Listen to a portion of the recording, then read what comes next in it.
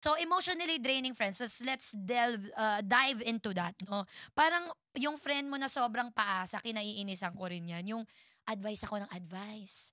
May Mm. problema to eh. Oo. Laging ito ang problema niya. Ninya, kung nakikinig ka, ibang ninya. Ibang ninya to.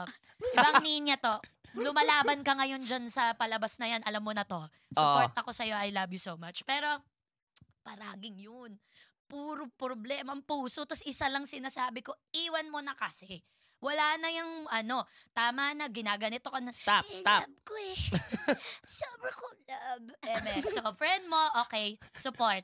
Nangyari isa, dalawa, tatlo, ang dami ng beses. Yung pinapaasa mo kung babaguhin mo yung point of view mo, yung aayusin mo na tapos, wag mo na akong tanungin next time. Wag ka nang humingi ng advice. May ganyan ba kayong barkada?